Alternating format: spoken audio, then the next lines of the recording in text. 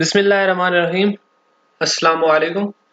बेटा ये छोटा सा आर्टिकल है, साइड इंफॉर्मेशन है, विजुअल एंगल, और ये आपसे शॉर्ट क्वेश्चन की फॉर्म में पूछी जा सकती है। तो इसका क्वेश्चन कुछ इस तरह से आ सकता है, what is visual angle, how it effects the size of an image.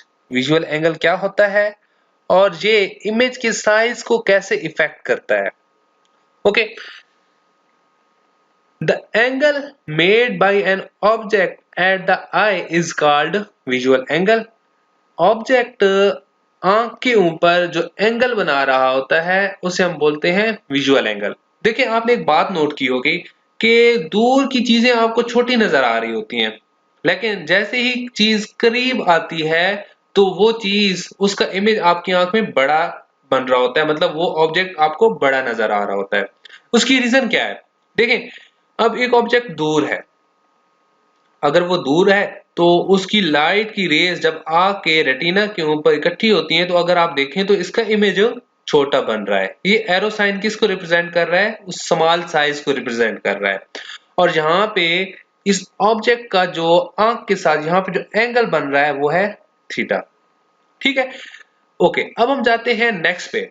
अगर वही ऑब्जेक्ट अगर आप देखें तो जब हम उसको करीब लेके आते हैं तो अगेन रेटिना के ऊपर जब वो रेज आके मिलती हैं तो आप देख सकते हैं कि एरो का साइज ज्यादा है, मतलब इमेज का साइज ज्यादा है।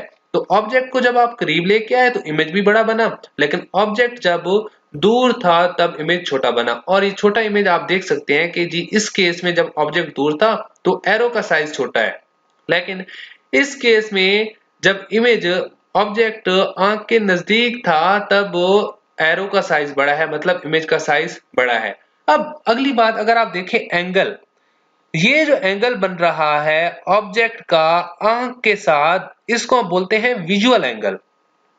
ठीक है, इसी तरह से यहाँ पे भी तो ऑब्जेक्ट का आंख के साथ एंगल बन रहा था थीटा, ये भी विजुअल एंगल है। तो विजुअल एंगल को हम ऐसे डिफाइन करते हैं कि वो एंगल जो ऑब्जेक्ट आंख के साथ बना रहा होता है उसको हम विजुअल एंगल बोलते हैं।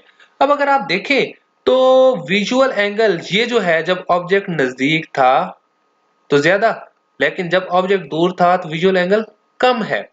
ठीक है, तो जब विजुअल एंगल कम था तो ऑब्जेक्ट का साइज या इमेज का साइज जो यहाँ पे बन रहा था वो भी कम था, लेकिन जब विजुअल एंगल ज्यादा था तो उस वक्त इमेज का साइज भी ज्यादा था।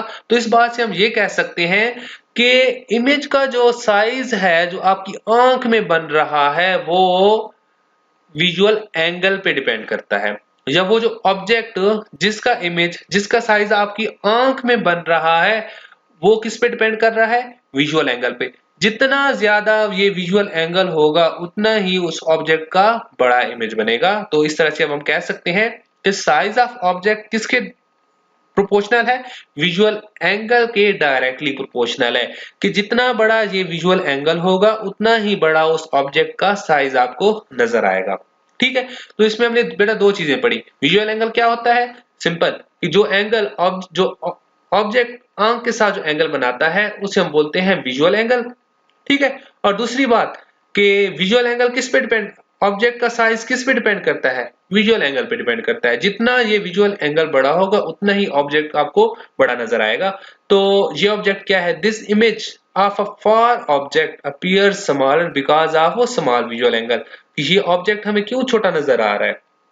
क्योंकि उसका विजुअल एंगल छोटा है। और ये हम इस डायरेक्ट रिलेशन से भी देख चुके हैं और डायग्राम से भी हमें नजर आ रहा है कि ये इमेज छोटा है।